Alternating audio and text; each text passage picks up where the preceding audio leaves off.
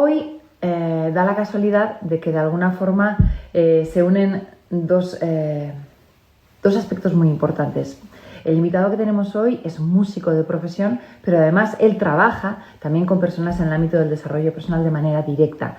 Por tanto, se puede decir que utiliza todo su aprendizaje en el ámbito artístico musical también para inspirar a otros. Y es formador y da charlas, orador y encima un fantástico comunicador. Director de orquesta, experto también en explicar a los demás cómo se puede llegar a un liderazgo a través de una inspiración, le hemos llamado liderazgo inspiracional, y además también es un claro defensor del poder transformador que tiene la música. Así que yo creo que os va a gustar muchísimo. Yo no le conozco personalmente, pero tengo amigos personales que le conocen mucho y que me lo han recomendado. Y además estoy envuelto con él en un proyecto también solidario, así que también tengo unas fantásticas referencias sobre él, porque muchos de los artistas, como sabéis, ya de por sí también utilizan ese arte y ese talento para mejorar su entorno y su sociedad. Así que voy a por ello y voy a por Íñigo Pirfano. ¿Qué tal? Buenas tardes, Anne, ¿cómo estás? Buenas tardes. Hola. Muy bien. Nada, encantado de estar aquí. Muchísimas gracias por la invitación. Es un auténtico placer. Igualmente, gracias por entrar en esta ventana en la que intentamos también acompañar a personas en el aprendizaje de los cambios vitales de la vida. Y sabemos que tú, además de ser un fantástico músico y comprometido con tu arte, utilizas esto para ser canal de inspiración para otros. Así que gracias de verdad. Nada, estoy feliz de estar aquí contigo, con todos vosotros. Hablábamos antes de esta charla de que podíamos plantear el encuentro de muchas maneras, pero que a ti te apetecía mucho compartir con todos ese poder que tiene el liderazgo, esa inspiración que puede tener el hecho de, en tu profesión, el liderazgo, pero también que podemos aprender mucho de cuáles pueden ser las pautas importantes a la hora de ejecutar como líder, tanto de tu propia vida como del entorno que te rodea, ¿no?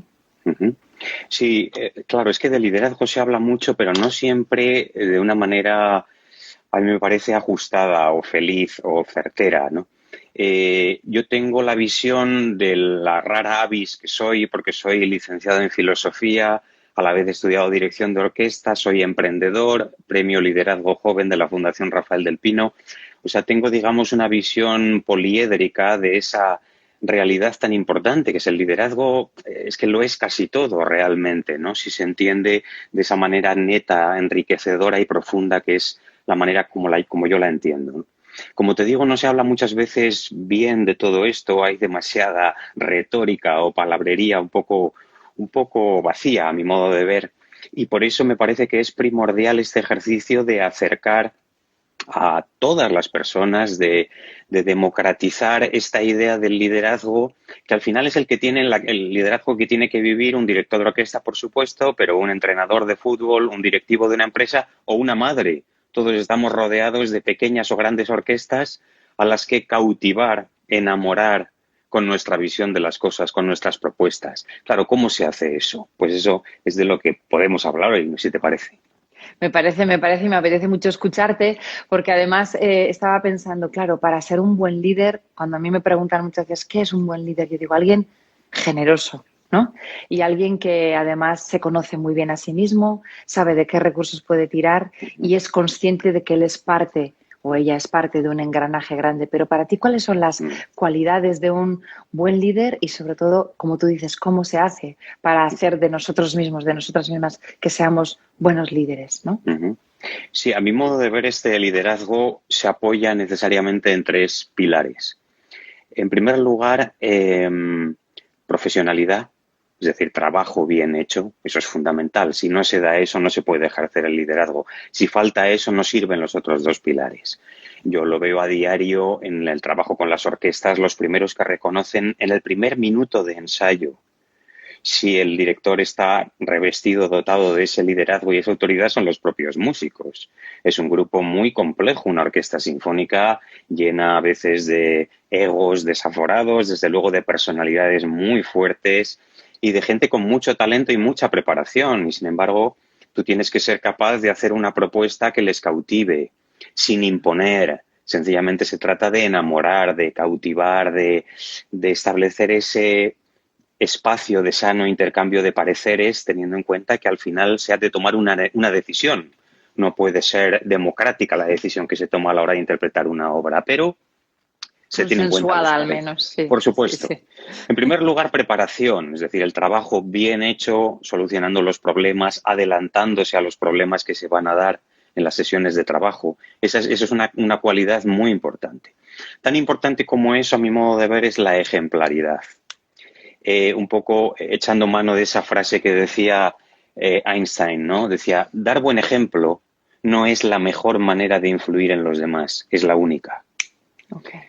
El único modo de ejercitar ese liderazgo inspirador que es capaz de generar una motivación intrínseca, no es agitar a las personas de las solapas y recordarles que no, eso no sirve, eso no es motivación. Sencillamente desde dentro, como sucede con el amor, porque al final es de naturaleza amorosa esa relación. Es una puerta que solo se puede abrir desde la parte de dentro, no se puede forzar, solamente puede ser una respuesta libre a una invitación, libre y voluntaria a una invitación. Eso es la ejemplaridad, eso solo se consigue con ejemplaridad. El modelo ordeno y mando, que pudo ser eficaz hace años, hace décadas, ya se ha demostrado que no lo es más. Eso a nivel organizacional en todos los ámbitos de la vida humana, ¿no? Desde las organizaciones, las empresas, las orquestas, lo que quieras, ¿no? Y por último, el servicio. Me parece que el gran líder, como recuerda Greenleaf en ese libro que se ha convertido ya en una lectura obligada en cualquier programa de management, ¿no? El Servant Leadership, dice, solamente proliferarán y se mantendrán en el tiempo aquellas organizaciones cuyos líderes hayan sido probados como buenos servidores. Es el liderazgo de servicio. Nosotros tenemos la suerte de contar con muchos ejemplos en el mundo de la dirección orquestal, directores como Claudio Abbado, como Bruno Walter, que eran personas tan reconocidas en el mundo musical por su impresionante preparación técnica y musical, como por esa increíble humildad con la que se conducían y conseguían que los equipos, las personas que trabajaban a su alrededor sintieran no que estaban tocando bajo su dirección, sino con ellos, haciendo música juntos, como decías tú antes, formando parte de un mismo engranaje, de una misma maquinaria. Y al final también en el ámbito musical, en las orquestas sí que pasa, y eso tú seguro que lo vives, que cuando te subes al podio por primera vez y bajas esas manos, tienes muy poquito tiempo para cautivar. Tienes que ser, como tú dices, profesional, ejemplar y a la vez hacer un servicio, de estar con el otro, ser generoso, ser ejemplar en tu actitud y luego que sepan que tú sabes. O sea, para eso tienes que haberte preparado antes. Cualquier líder profesional, como tú dices, en un equipo de fútbol, en una empresa, en una casa, en un hogar, madres y padres, profesores, se agradece que quien lleve el timón sepa de qué va esto. Por tanto, importante, estar preparado. Si vas a hacer algo, remángate y prepárate antes, porque además es tu compromiso con hacia los demás, ¿no? En vuestro caso, en tu caso, además, es talento artístico. Y, claro, tienes muy poquito tiempo para reaccionar. Ahí estás como ¡tic! En un cambio de pum, tienes que empezar a llevar a 100 y pico músicos que te están mirando y diciendo, a ver, este que quiere, ¿no? Tienes que ser muy rápido. En esos momentos, ¿cómo mantienes la calma? Supongo que efectivamente con una muy buena preparación, ¿verdad? Para que lo que tú de alguna forma no impones, pero sí propones, tenga poder de convicción, ¿no? Sí.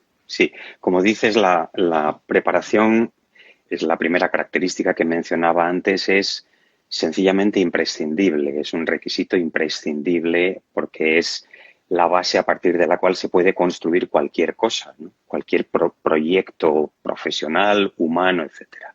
Preparación, pero yo añadiría otra cosa que es la mirada. La mirada que despierta la inspiración es una mirada es la mirada del enamorado, la mirada del poeta, la mirada del que es capaz de ver más allá de la materialidad y de la facticidad de los hechos. El que ve la valiosa escultura donde otros solamente ven un bloque informe de granito o de mármol, ¿no? Esa es la mirada inspiradora, esa es la mirada que a mi modo de ver tiene que tener un líder. Eso los músicos lo captan directamente porque no admite imposturas. No se puede mentir.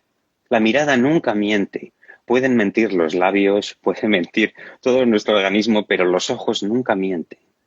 Y las personas que saben leer en los ojos, saben leer esa verdad y saben comprender y asimilar y hacer suyo ese mensaje que te puede gustar más o menos. Las propuestas de un director no tienen por qué gustar a todos. Lo mismo que las propuestas de un directivo o el plan que haces para tus hijos un viernes por la tarde. No tienen por qué gustar a todos.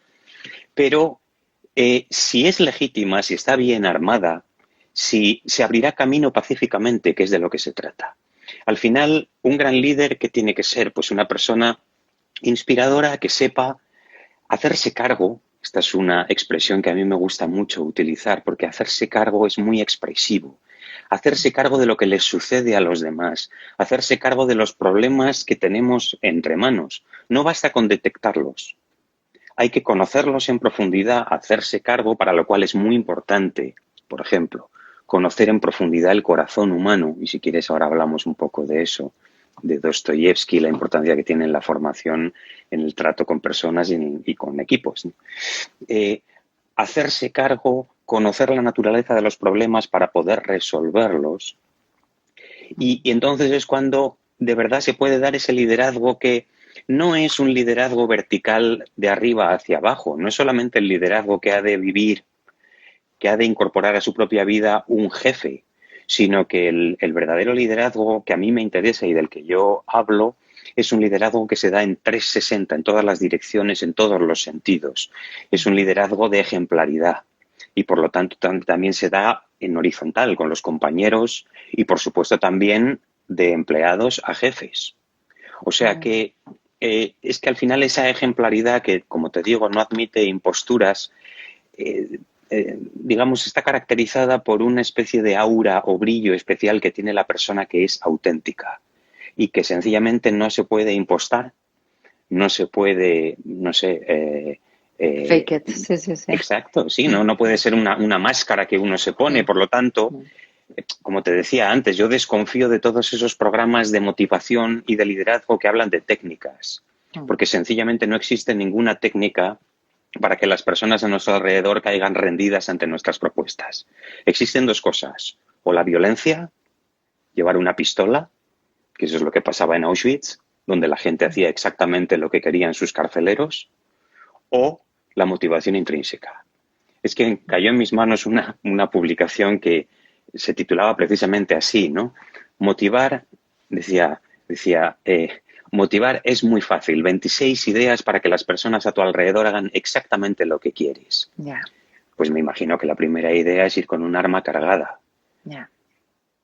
Es que no existe la técnica, no existe la prenda, el sombrero, el bolso, el abrigo de la motivación que me pongo y entonces consigo que, por arte de magia, todos acepten lo que les proponga. No, sencillamente eso no existe.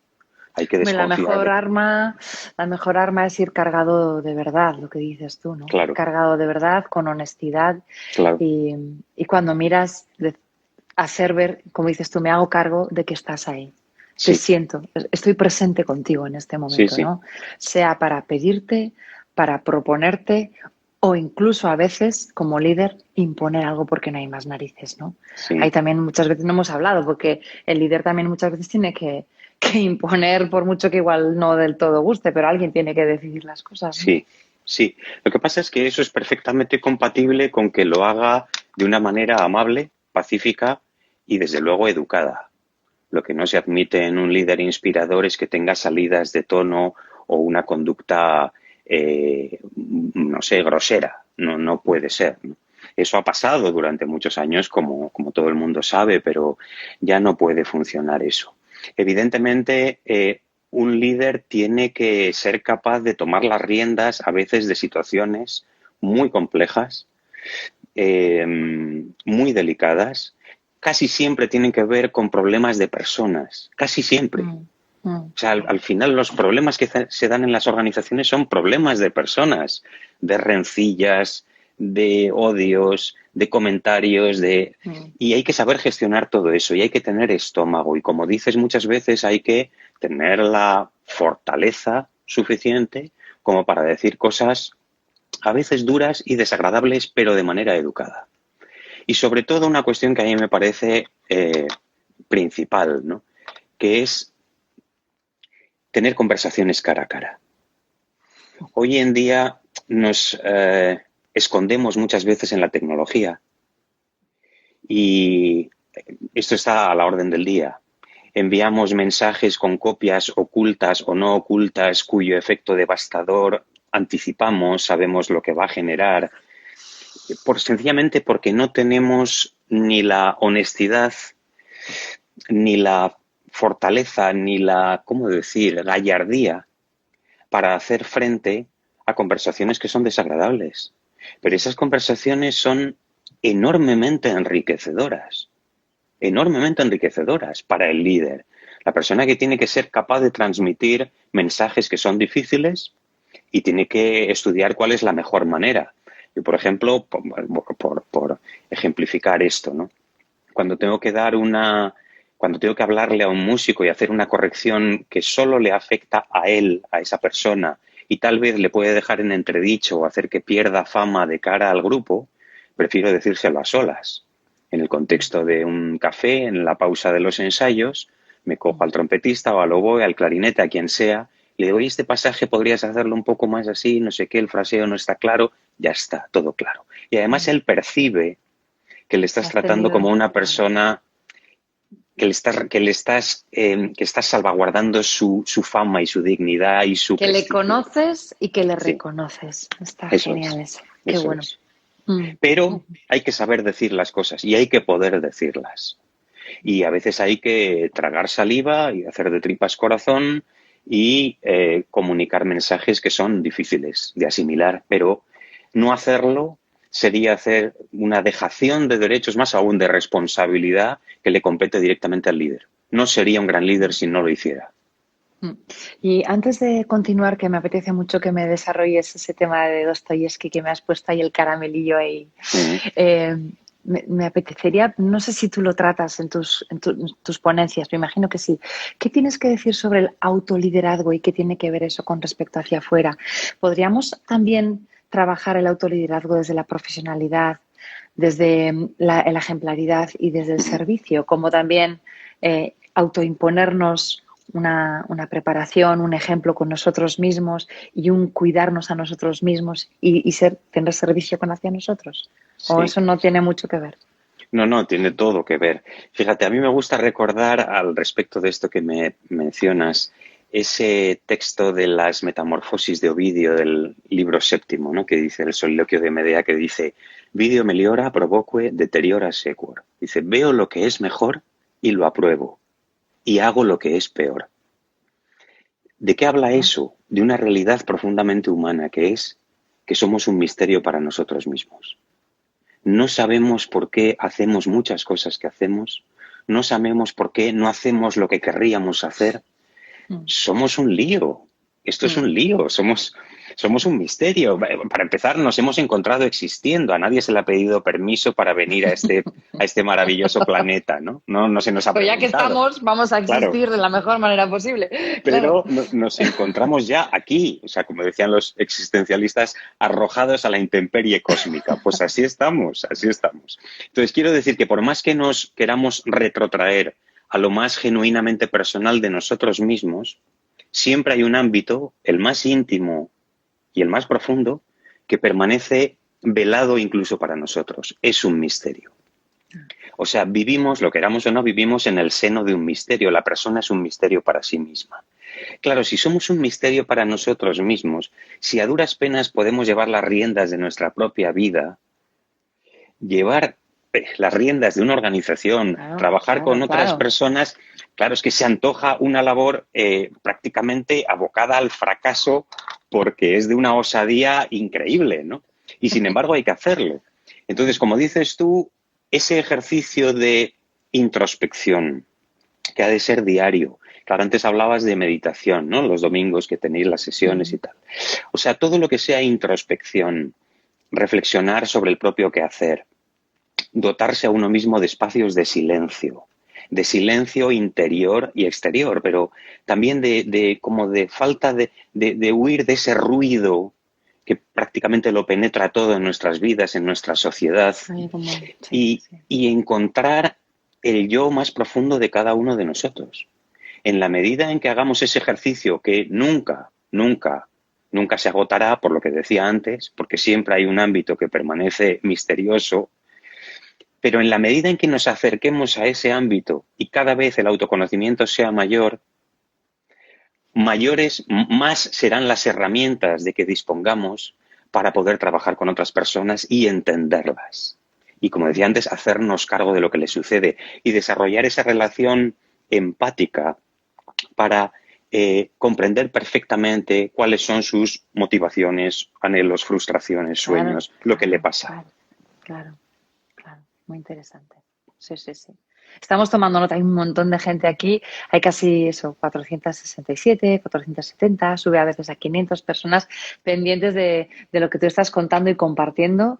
Y vamos allá con Dostoyevsky, que me ha dejado ahí un poco como, ¿qué me querrá decir Íñigo con esto? A ver, dispara. Claro. Bueno, esta es una broma que yo hago cuando me llaman para hablar en escuelas de negocios. Para desconcertarlos un poco, digo, abro así el fuego, ¿no? He pasado por vuestra biblioteca y no he visto las obras completas de Dostoyevsky. ¿Las estáis cambiando de sitio o qué es lo que...? Pues, se quedan un poco de eso, ¿no? Desconcertados, atónitos. Y ahora vamos a ver, es que claro, en las escuelas de negocios se hablan de un montón de cosas muy importantes, ¿no? Organizational behavior, el comportamiento de las organizaciones, etcétera, el liderazgo transformador, etcétera. Pero claro, ¿cómo vas a entender cómo funciona, cómo es el comportamiento de una organización si no le has dedicado ni un minuto de tu vida a bucear en los textos de quien de manera más profunda, certera, desgarrada, ha penetrado hasta los rincones más sombríos del corazón humano y nos los ha mostrado? Eso es Dostoyevsky. Nietzsche decía que había aprendido psicología leyendo a Dostoyevsky, no leyendo manuales o tratados de psicología, no, leyendo a Dostoyevsky. Cada una de sus novelas, El idiota, Karamazov, Crimen y castigo, El jugador, son auténticos tratados de psicología del comportamiento humano. Sí. Para conocer el corazón humano, primero el propio y después el ajeno, para entender cómo funciona el ser humano, es absolutamente imprescindible dedicar tiempo. Por eso es tan importante la lectura, ¿no? A mi modo de ver, es la gran herramienta para el autodesarrollo, la lectura. Tener siempre 5, 6, 7, 8 libros en cola esperando, pero esperando con esperanza, o sea, que llegue, ¿no? De libros, y no libros de autodesarrollo, sino libros que te autodesarrollan, o sea, libros que te desarrollan. Literatura universal, Melville, Conrad, Joseph Roth, Dostoyevsky, Thomas Mann. O sea, todo eso... Sí, que sea, sí. Claro, o sea, todo eso son novelas, pero en el fondo son tratados del comportamiento y del corazón humano. Y eso es absolutamente, imprescindible, ¿no? Y además lo curioso es que estos grandes clásicos que acabas de nombrar tienen detrás una historia, tienen un alma, y que además tu lectura y la interpretación que le hagas tú va a ser distinta a la que la haga yo, y da también da pie a debates, a interpretaciones. Puedes volverlos a leer al cabo de 10 días y aquel pasaje que no te llamó tanto la atención ahora te conmueve más, y es lo bonito también, ¿no? Que se aprende muchísimo. Sí, bueno, sobre todo es que te permite dialogar en un diálogo que es real, porque esos escritores permanecen vivos en su legado.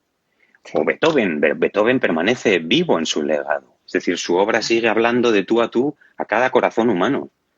Entonces, establecer un diálogo enriquecedor y fecundo con los gigantes que ha habido del pensamiento, de la cultura, de la filosofía, del arte, eso nos hace grandes por dentro. Lo mismo que lo que pasa a lo contrario, ¿no? Si uno se acostumbra, digamos, a a dialogar con pequeños discursos, con micro propuestas, pues al final uno va quedándose cada vez más empequeñecido, ¿no? Y eso es una pena. Entonces, al final, para el desarrollo personal, la gran herramienta que yo utilizo es precisamente, y que yo recomiendo, es la lectura. Bueno, salvando las distancias, hoy sé que me vas a decir, bueno, no sé si meterla ahí, pero hoy se cumple 100 años del nacimiento de Mario Benedetti. Vamos a hacer también un guiño a esas lecturas también más emocionales y yo que sé, os invito a leer pues el poema de No te salves o alguno así que sea también para los que os cueste más, pero efectivamente hay grandes lecturas de peso, ¿no? De esos rusos, esos franceses, el Albert Camus, todos estos que ya son como todavía más trascendentales. Sí, así es. Y además es que eso no se puede sustituir con otra cosa. O sea, la lectura no admite ningún sustitutivo, nada que pueda ocupar ese lugar. Sencillamente, lo que no leamos no lo vamos a recuperar viendo series, ni viendo películas, ni dando paseos. O sea, todo eso, digamos, ha de formar parte de la vida. Pero ese ámbito especialísimo de la lectura y todo lo que lleva consigo la lectura, el desarrollo también de esa capacidad, de esa imaginación que no se ata a lo visual, ¿no? Y por lo tanto es mucho más rica porque es más abstracta, más etérea. Eso es enorme, ¿no? O sea, la capacidad que a una persona le da también para comprender problemas complejos. Te abre mucho, claro. Con metáforas mentales, incluso te invita a la creatividad, ¿no? Sí. A la escritura propia de uno mismo, a redactar pensamientos, cualquier reflexión que tengas, ¿no? Sí, es que además en el mercado laboral, lógicamente cada vez se busca más esa mirada transversal y creativa, porque los problemas y los desafíos de un mundo como el actual requieren un acercamiento que no es lineal, sino tener esa capacidad de dar vueltas, de girar. Claro, ahora mismo, por ejemplo, estamos viviendo unas circunstancias que nos desconciertan a todos, para las que un doctorado en Harvard no sirve para nada. O sea, para superar la situación en la que nos encontramos a nivel mundial, los conocimientos científicos, técnicos, etcétera, no son suficientes. O sea, hace falta todo el gran campo de la paideia, de la formación en sentido pleno. Y una persona que no es fuerte, por ejemplo, que no se ha formado, que no ha procurado a lo largo de su vida tener como un fondo personal, un centro fuerte, ¿no? Pues ahora lo pasa mucho peor. Porque la situación es muy dura, la incertidumbre es enorme, la inseguridad, y si no te has preocupado, digamos, de tener como recursos psicológicos, personales, interiores, si quieres, espirituales, artísticos, culturales, si no te has preocupado a lo largo de la vida de generar como ese espacio interior que lo ha de alimentar y de contemplar todo en toda tu vida, pues al final lo que te encuentras es un terreno resbaladizo ante el que apenas puedes hacer pie y te caes y no sabes cómo actuar. Precisamente, además, ahora que estamos invitando en esta ventana a que todos busquemos esos recursos de los que no habíamos echado mano hasta ahora, pero que los tenemos, muchas veces nos encontramos, y yo también me incluyo en ese grupo en el que dice, sí, ahora que estoy en el momento de más incertidumbre, de que me tiemblan las piernas, de que no sé qué hacer, ahora me voy a poner yo a mirar hacia adentro, y dices, precisamente ahora es donde vas a encontrar más recursos, porque ahora estás cribando y estás indagando en lugares en los que no habías indagado nunca y estás sembrando para más adelante. O sea, esto no ha hecho más que empezar. Claro. Sí, el otro día leía una reflexión de la sabiduría oriental. Bueno, es un clásico ya, pero a mí me dejó pensando, me pareció que tenía mucha razón, ¿no? Decía, tiempos difíciles generan personas más preparadas. Personas más preparadas, más fuertes, generan tiempos fáciles. Tiempos fáciles generan personas menos preparadas o más débiles. y personas más débiles generan tiempos más Pues difíciles. wow. No sé en qué punto estamos de esa especie de círculo dialéctico, pero hay dos maneras de afrontar esto. O pensar que somos débiles y esto nos ha sorprendido a todos y no estamos preparados, o tomarlo como ocasión precisamente de salir fortalecidos.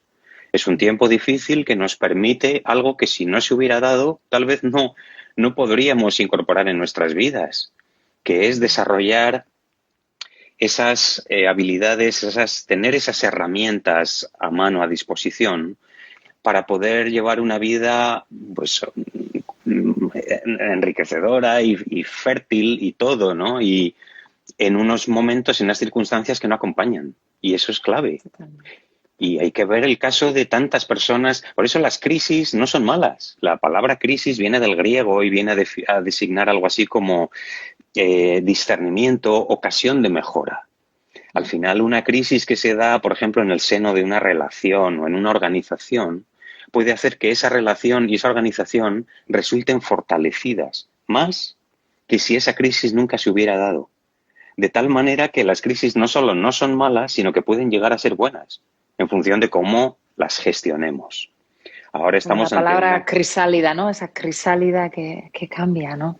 Claro, estamos ante una crisis enorme que nos desconcierta, nos descoloca y nos deja así que no sabemos muy bien qué hacer, ¿no? Y es ocasión de asumir que eso es la realidad, asumirlo sobriamente, por más que queramos otra cosa, esto es lo que tenemos, y lo que puede cambiar no es la realidad, sino nuestro modo de afrontarla. ¿Cómo la afrontamos? Estamos hablando todo el rato como podemos, estamos, se debe.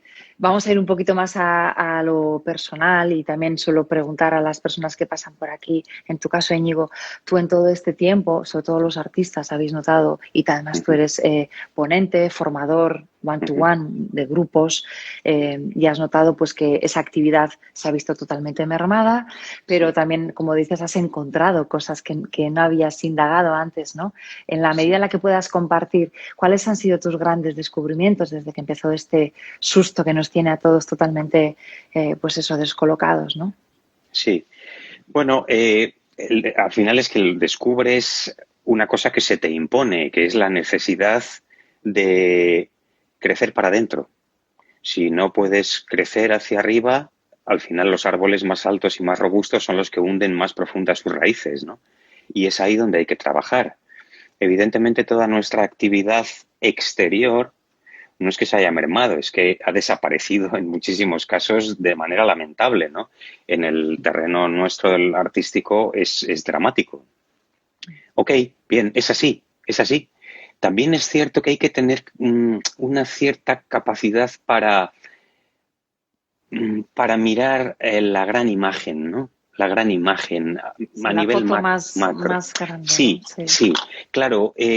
Por muy mal que estemos, y estamos mal, y algunas personas la están pasando realmente muy mal, pero por muy mal que estemos, nuestros abuelos seguramente lo pasaron mucho peor. El contexto de una guerra mundial, por ejemplo. Eso es atroz. Eso es sencillamente cualquier proyecto que pudieras tener desaparece porque ni siquiera puedes asegurar tu propia vida, que vayas a vivir de un día para otro. Solo por ser de una determinada raza, por vivir en un determinado país, por lo que sea. Con esto no quiero mirar la situación actual de manera frívola, ni mucho menos. Hay gente que está perdiendo la vida, la salud, y es dramático. Pero también es cierto que mirar las cosas con esa perspectiva un poco más amplia del contexto general de la historia de la humanidad también te permite entender que somos eslabones en una cadena. Es que a veces funcionamos como si el mundo se acabara con nosotros, ¿no? Después de mí el caos, decía Hegel. Pues no, después de Hegel ha habido un montón de cosas, ¿no? Messi, Lola Flores, un montón de cosas. Claro, o sea, después de mí el caos, no. Somos eslabones en una cadena y eso además nos, digamos, dotará nuestra vida, por un lado, de una, como decir, un espíritu de generosidad y de agradecimiento. Porque todo es un regalo. Todo lo que tenemos es don. O sea, no merecemos absolutamente nada de lo que tenemos. Podríamos haber nacido pues como yo estuve en una aldea en la República del Congo el año pasado. Podíamos haber nacido ahí. De hecho, hayan nacido millones de personas. Quiero decir que también aprender a mirar las cosas de esa manera te ayuda para entenderte mejor, te ayuda a entenderte mejor a ti mismo, a entenderte mejor en el contexto de lo que es la historia de la humanidad, a saber que no eres más que una pieza más, desde luego una pieza insustituible, porque cada uno de nosotros es único e irrepetible. Y de ahí se deriva la dignidad que tiene cada persona, cada ser humano. Cada ser humano, independientemente de dónde esté, de su extracción, de su raza, sexo, religión, lo que sea. Cada persona tiene dignidad, es decir, tiene valor, no precio. Pero también te ayuda a entender que, bueno, pues que al final es la hora de crecer para adentro, ¿no? De alimentar, como decía, ese espacio interior, que es lo que tú compartes con las personas que quieres. Al final, si tu espacio interior es grande, con las personas a las que quieres compartirás muchas cosas muy grandes. Y si ese espacio es raquítico, porque sencillamente no te has dedicado a cultivarlo con todo, con la amistad, el amor, las lecturas, el cine, los paseos, lo que es la vida, lo que configuran las cosas grandes y hermosas de la vida, ¿no? Si ese espacio tuyo interior es raquítico, pues eso es lo que compartirás con los demás. Al final, esta circunstancia a mí lo que me ha hecho ver, así como que me lo ha presentado de golpe, ¿no? Y lo he entendido y he procurado aprovechar, es que era el momento de crecer para adentro. Siempre tenemos que estar creciendo para adentro, pero en estas circunstancias era algo obligado. Y también aprender a tener un poco esa perspectiva de ver las cosas, salirnos un poco de la cotidianidad y vernos el día de mañana. Evidentemente esto terminará tarde o temprano, esperemos que lo antes posible, pero hay que verse después. Es decir, ¿dónde estaré después de todo esto? Sí, ¿Dónde estaré después de esta crisis? ¿Qué me habrá otorgado, facilitado, aportado esta crisis a mí? En términos de todo, de amigos, amor, libros, entenderme, reflexión, diálogo.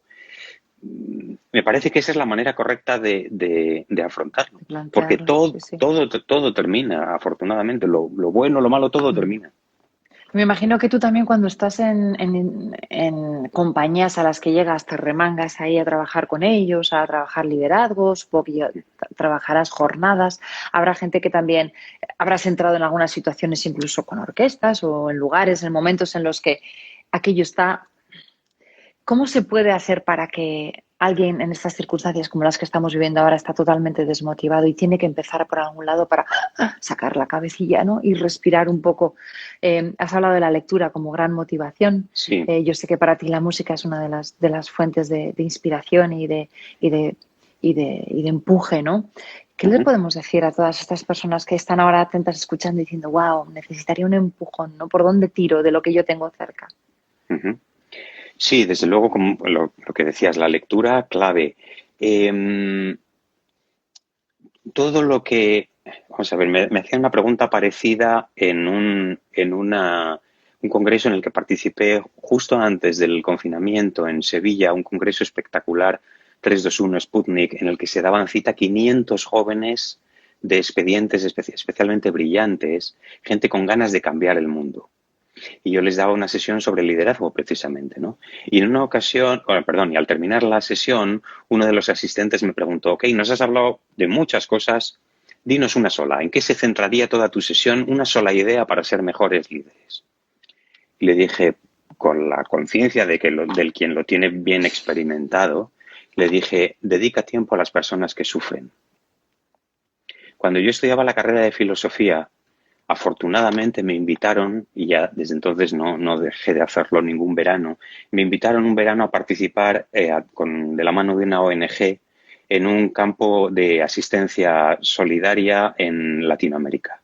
He estado 2 veranos en el lago Titicaca, he estado en Bolivia, en una aldea, dando clases a los niños, pintando las paredes de la escuela, haciendo de todo.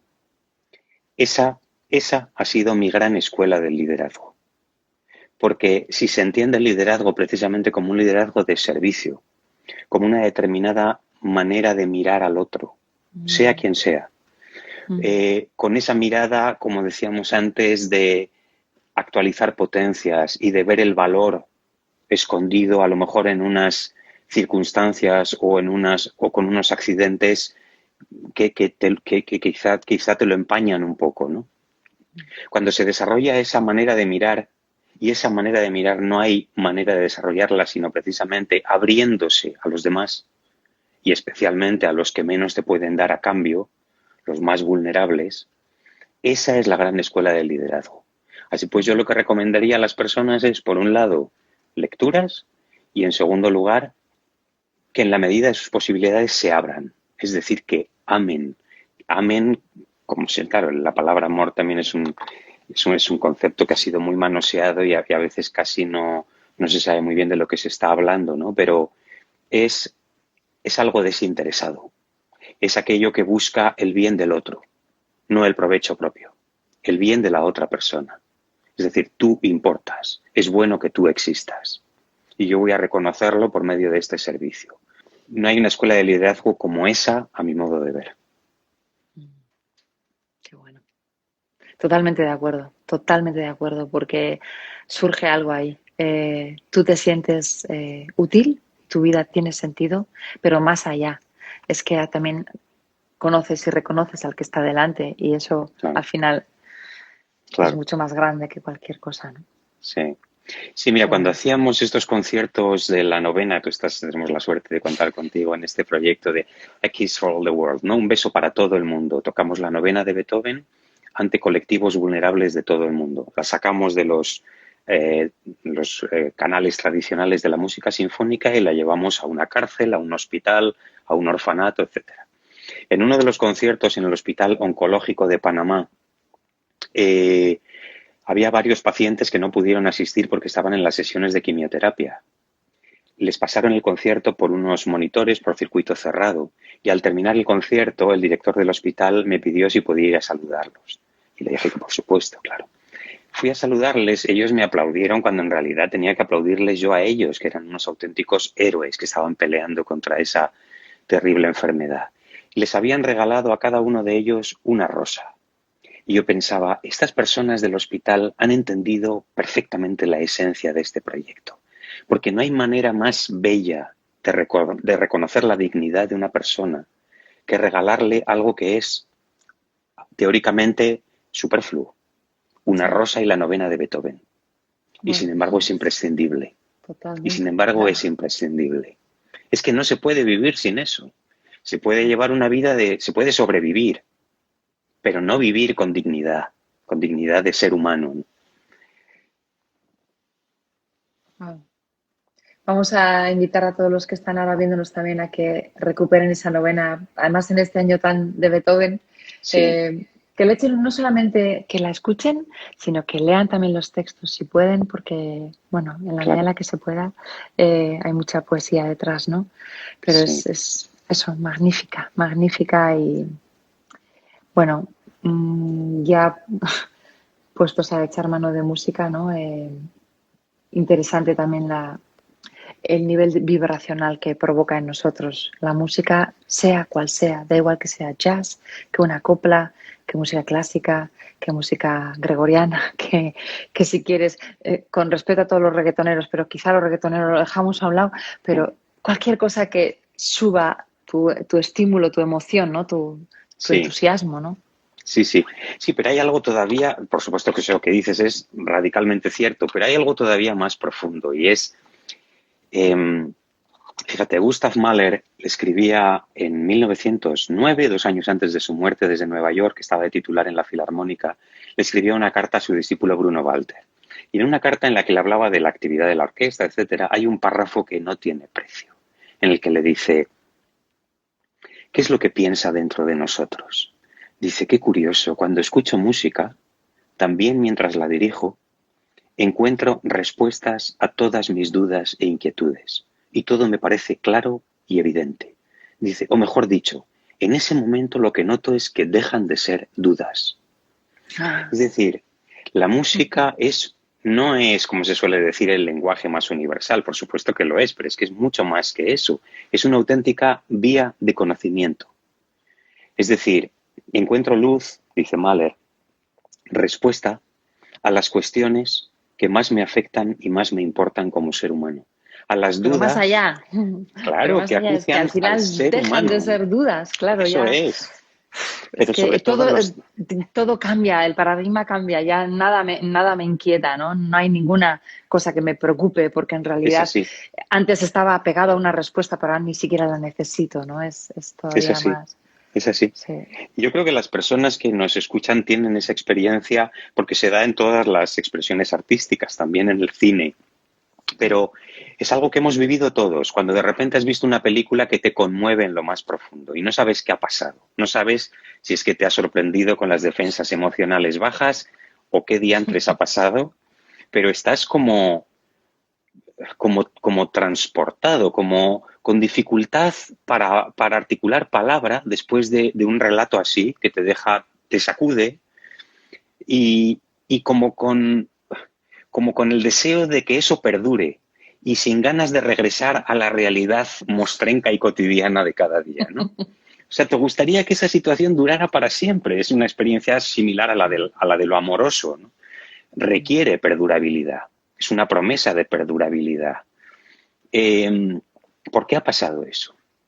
Claro, pues en la recepción de la obra artística, cuando estamos con esa disposición adecuada para aceptarla de esa manera, la obra artística, la obra musical, la película, la obra de teatro, dice George Steiner, es de una indiscreción total. Pregunta por lo más personal de cada uno de nosotros e íntimo y nos invita a un encuentro. Claro, claro. Y nos pide una respuesta. ¿Qué se va a seguir de nuestro encuentro? ¿Qué decisiones vas a tomar en tu vida? Eso es lo que vio Mahler cuando escribió esa carta. Recuerdo una vez viendo el cuadro de Saturno devora a sus hijos de Goya. Era yo muy pequeña. Me quedé así y ¡fa! Pero me quedé impactada y no sabía si era miedo o era qué, pero sobre todo los colores, hubo algo dentro que me emocionó, ¿no? Y no me había pasado nunca con una obra de arte, y luego ya he ido entendiendo más, ¿no? Y como tú dices, es muy osada la composición artística, sea cual sea, porque se te pone delante y tú miras, te identificas con aquello que te mueve y a la vez también te remueve. Entonces, hasta el punto que tú quieras, te dejas llevar, ¿no? Y como tú dices, me quiero quedar ahí o me voy a otro lugar un poquito más confortable, ¿no? Pero claro, también es uno de los cometidos del arte, ¿no? Provocar y insinuar y preguntar. O bueno, eso, ¿no? Los artistas para eso componen también, ¿no? Para compartir sus sombras y sus luces, ¿no? Sí, sí. Sí, yo conservo como una de las enseñanzas más valiosas que me transmitió mi padre, que también era director de orquesta, cuando él estaba en la Sinfónica de Bilbao. Dirigió un concierto, un Requiem de Mozart, en un concierto una función que no era aparentemente importante, no era un concierto ni de temporada ni con grandes solistas, era uno más, concierto de verano en una iglesia, pero él se acordó siempre de esa actuación porque al terminar, claro, él siempre en la interpretación, al igual que intento hacer yo, se entregaba con convicción, con unción, sabiendo que estás manejando un material de una potencia que te sobrepasa y te sobrecoge y es material atómico, ¿no? Al terminar la interpretación del Requiem de Mozart, que es una obra pues muy especial, muy espiritual, se le acercó una persona del público y le dijo, no tenía ninguna necesidad de hacerlo, pero quiso que mi padre lo supiera, ¿no? Le dijo, gracias maestro, porque después de su interpretación de esta noche he decidido recomenzar mi vida. Claro, o sea, ya no es que estás trabajando, no estás haciendo un trabajo que es hermoso, quizá el más hermoso que existe, ¿no? Sino que dedicas tu vida a algo que cambia corazones, que cambia a las personas, que hace que una persona que entró de una determinada manera en un concierto salga como una persona completamente diferente, transformada de manera radical. Eso es muy poderoso. Y en Bilbao tiene más mérito todavía. Y si es en la iglesia San Antón, que me imagino que sería ahí, más. Gracias, Íñigo, porque se nos está Nada. acabando el tiempo. Nos quedan 3 minutillos, más o menos, 2, 3 minutillos. Si quieres terminar, pues lanzando algún mensaje que quizá ha quedado ahí en el tintero, que te gustara añadir para Ujú. despedirnos, pues es el momento. Sí, no solamente remarcar esas ideas que han salido que yo considero, en medio de todas estas ideas, que son las verdaderamente importantes, ¿no? O sea, si digamos de esta charla alguna persona sale como con la idea, el propósito de adquirir el hábito de leer más, de poner esos libros como grandes compañeros de la vida, es que es lo que son, es lo que son. El problema es, como decía Stravinsky de la música, ¿no? Decía, el problema es que se nos ha enseñado a respetarla, no a amarla. La música no hay que respetarla, hay que amarla. Amarla es mucho más que respetarla. Por supuesto lo incluye, pero amarla es eso, tratarla con ese cariño, ¿no? Si alguna persona adquiere ese hábito de querer acompañarse de esos libros como buenos consejeros, como buenos amigos a lo largo del camino, y quien dice libros dice música, dice, por supuesto, pintura, artes plásticas, gran cine, etcétera. Si alguna persona sale con esa idea, yo me veré ampliamente recompensado que por estar en esta conversación, que por otra parte ha sido un placer para mí. Para nosotros también. Está aquí el chat on fire, que se suele decir, dando gracias. Ujú. Recomienda libros. Bueno, leeros los libros de Íñigo Pirfano, por supuesto. Son muchos sobre precisamente música, liderazgo, pero habrá, no sé si quieres recomendar alguno ahora. Y, y Sí, sí, se puede recomendar, claro, y además en esto siempre hay que hacer un camino de ascenso que sea suave al comienzo. Tú no puedes directamente a alguien que quiere iniciarse en el alpinismo llevarlo a la Napurna, ¿no? Porque sería una labor condenada al fracaso más estrepitoso. Lo mismo que en la música sinfónica, ¿no? Un libro, por ejemplo, para empezar, que a mí me parece fantástico, es un libro que además la gente, es posible, mucha gente habrá tenido la ocasión de ver o la serie o la película, el libro es mucho mejor, es Retorn a Brideshead, de Evelyn Waugh, okay. ¿no? Retorn a Brideshead es un libro, uno de los grandes libros del siglo XX, a pesar de que no tiene tanta fama como, qué sé yo, el Ulises, Busca el tiempo perdido, etcétera, ¿no? Retorn a Brideshead es un libro que se lee de manera muy amable, que habla de conflictos de personas muy normales, de conflictos muy normales y por lo tanto muy cercanos a la realidad de cada uno de nosotros. Y es un libro escrito con las entrañas. Evelyn Waugh lo escribió después de haber, un escritor de primer nombre, ¿no? Lo escribió casi al final de su vida y de alguna manera como sintetiza toda su búsqueda precisamente de esa luz y de esa verdad de la que antes hablábamos. Tomo nota. No lo he leído yo.